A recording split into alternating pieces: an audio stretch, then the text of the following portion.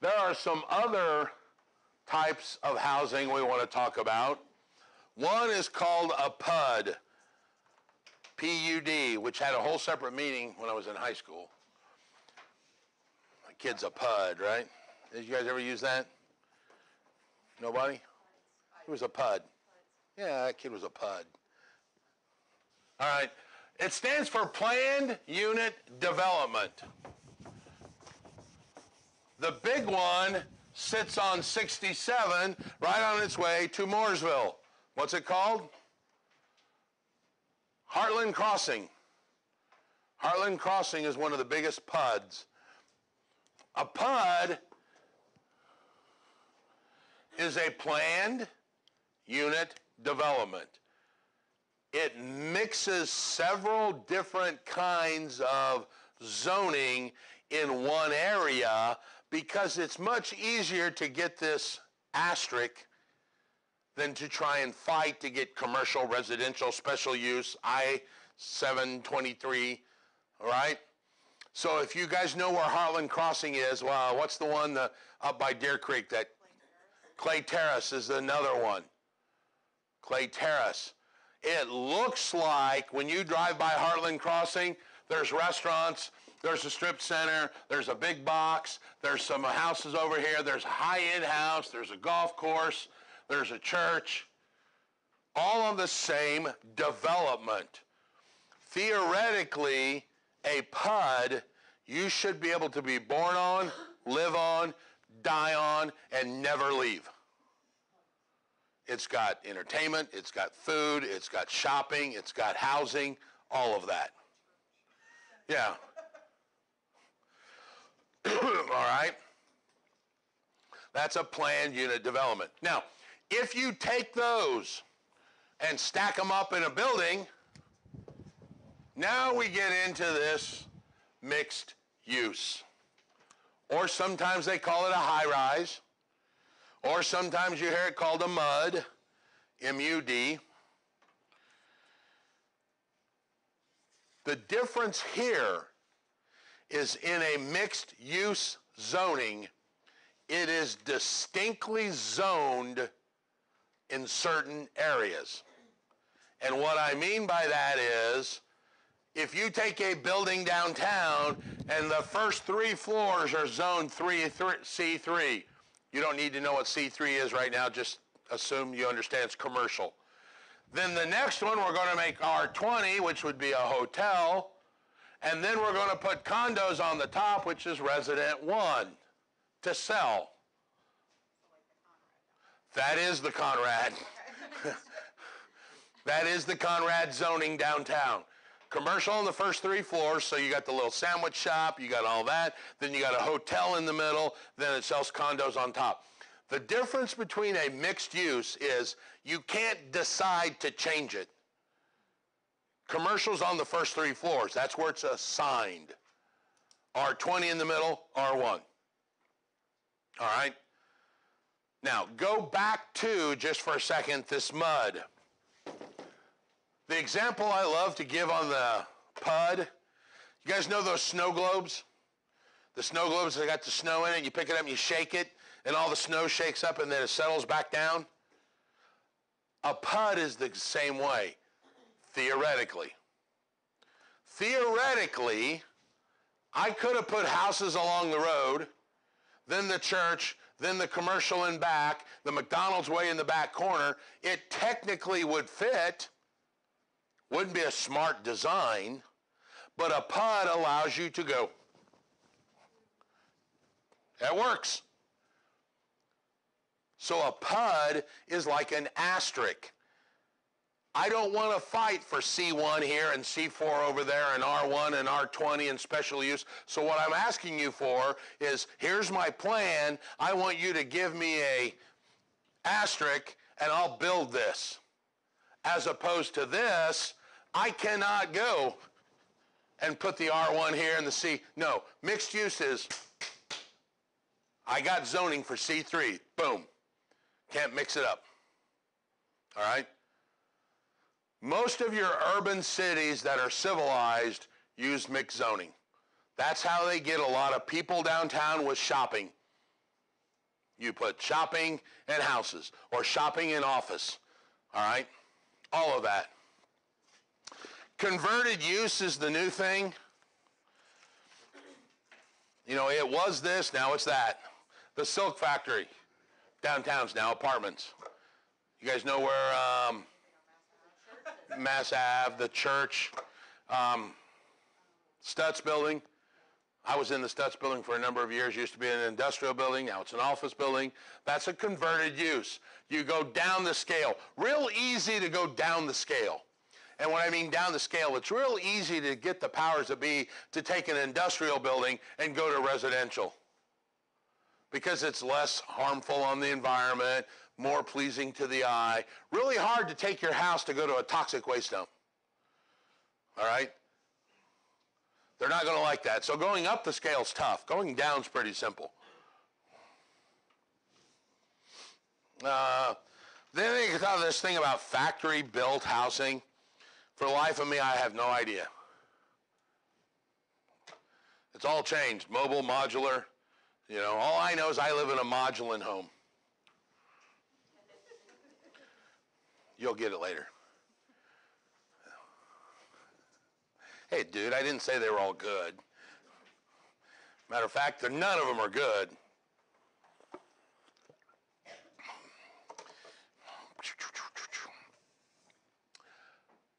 All I can tell you is in the real world, if you want to get a loan on a modular home, it better have a metal beam with an FHA sticker on it. All lenders look at that. Other than that, now, I mean, there's a lot of these companies that say, oh, we're stick built. Yeah, but you do it in a warehouse in Avon, and you come out and you stand them up. You guys remember Dura? Dura used to panelize their houses. They'd have the drywall and the aluminum siding on it, and they'd stand up, put a pin in the corner, and go, done. You know? So it's really hard to tell anymore. Frame built, stick built. Oh, yeah, we're stick built, but they build 37 trusses every day in their warehouse and ship them out. Davis does that. Pulte does it. As opposed to build on site like Duke, who brings the wood out and builds it on site. Big difference, all right?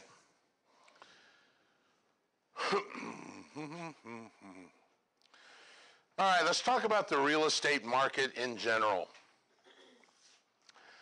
A market is where people go and buy and sell their goods. The real estate market is what we call an imperfect market. It's imperfect because all of us could look at the exact same house and come up with a different value in it every time. All right? You look at it and go, well, it's close to shopping. I think it's worth this. I say, well, it's too close to my mom. I don't think it's worth anything. All right?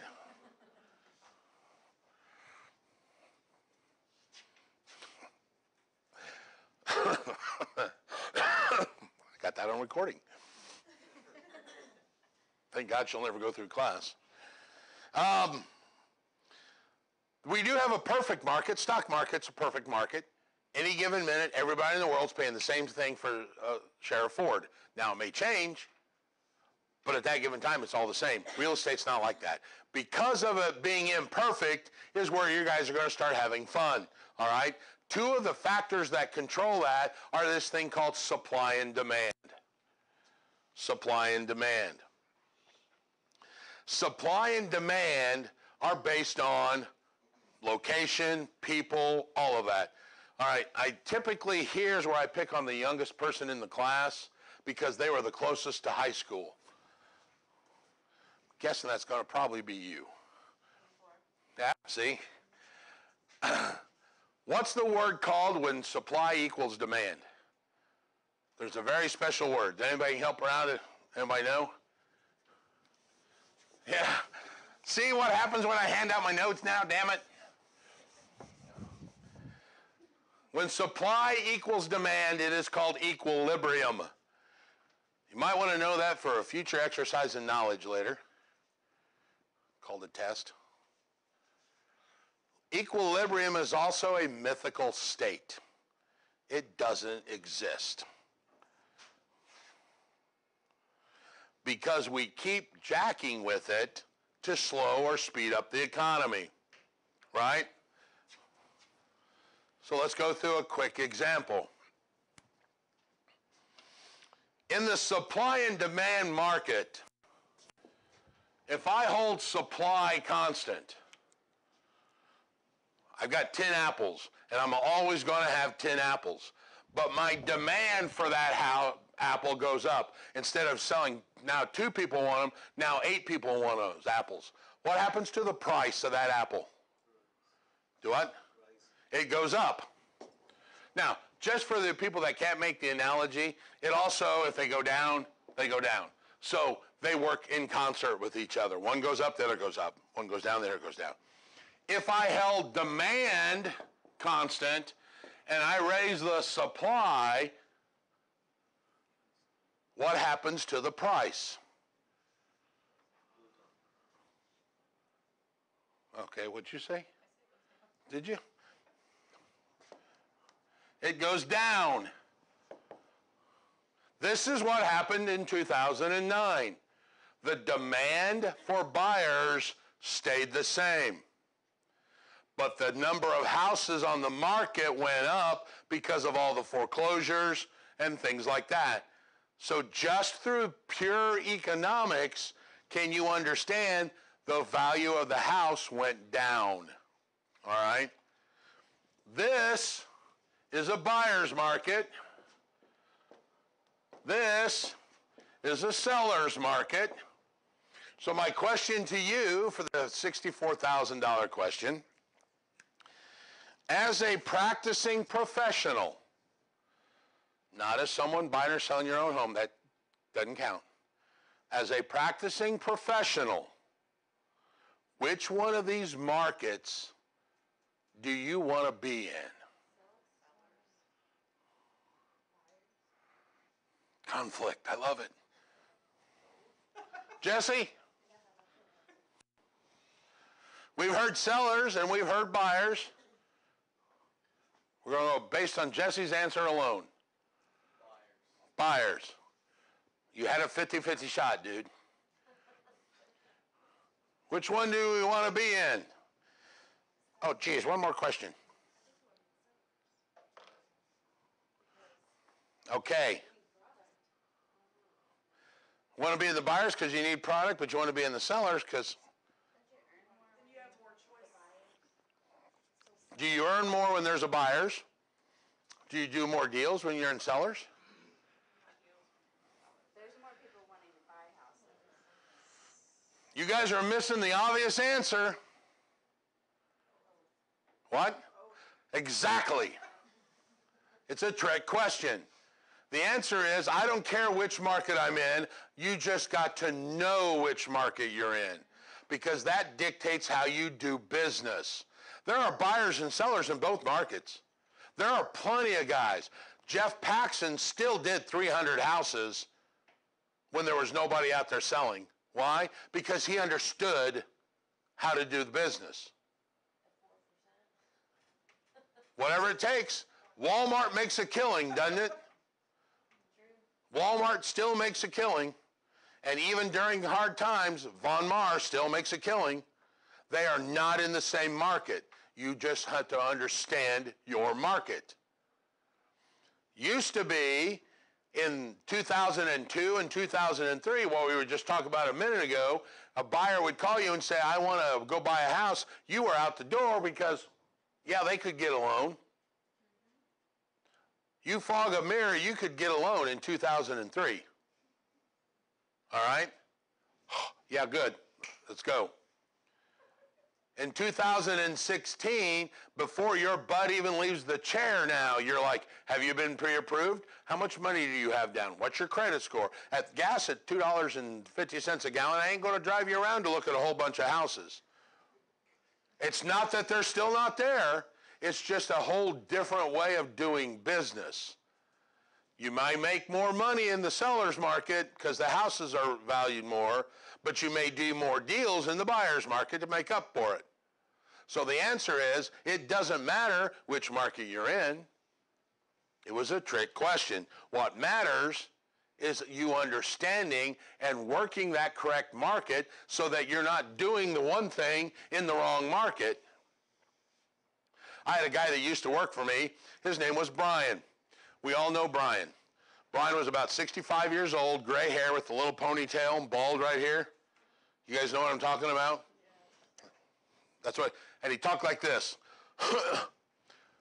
Dude, I get this now. This is like when I was in college and I used to sell dope. You got to have the good stuff and you got to know where the buyers are. You got it, Brian. That's exactly the same analogy, man. You got to have the good stuff, meaning I got to have a house that'll sell, and I got to know where the buyers are. You understand those two concepts in this business, you'll be a heck of a drug kingpin, because that's the same gig. You got to have the good stuff, and where are the buyers? Same concept. Is this house sellable?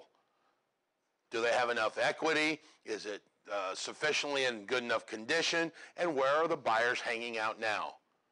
Where's the buyer for $1 million home? Well, it's not in the apartment guide, right? It's the Indianapolis Business Journal. Conversely, the Davis home, where's the first-time home buyer sitting? In the apartment guide. Looking for new apartments? Oh, I think I'll buy it for, I can afford a $80,000 or $90,000. I can't afford a $2 million. Where's the buyer sitting? That's all you guys need to solve. This is not a hard business. All right? Solve that problem and there you go. All right? Let me see here. This probably should have been there. Demand goes up, price goes up. There are two things that guide it, uniqueness and immobility. Uniqueness. No two properties are the same. Every property is different. I'll prove that to you in chapter 6. They love the word in the book non-homogeneity. Non means not, homo means the same. Not the same, unique. And you know how you catch a unique rabbit? You sneak up on it. You know how you catch a tame rabbit? Tame way.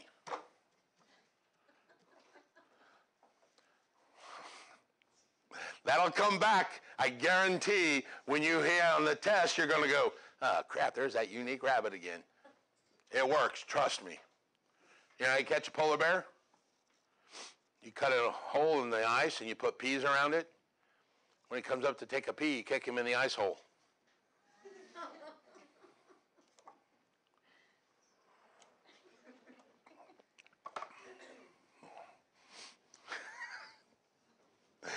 Yeah. Men's up there going, man, I wish there were some things that didn't translate. Uniqueness. No two properties are the same. That's what causes the supply and demand. I have a house that lived on a corner of a cul-de-sac. House beside me was on the cul-de-sac, but it wasn't on the corner. No two properties are the same. And you can't move them. Every property is immobile, all right? I literally had an investor once. You guys know where Hallville is? Yeah. I love Hallville. Owned a lot of properties in Hallville. Had an investor that literally stood in the middle of Hallville and went, if that house was on that road, I'd buy it. I'm like, well, it ain't, and you're not. All right? It's immobile. Well, those are the two things that guide that. Uniqueness and immobility.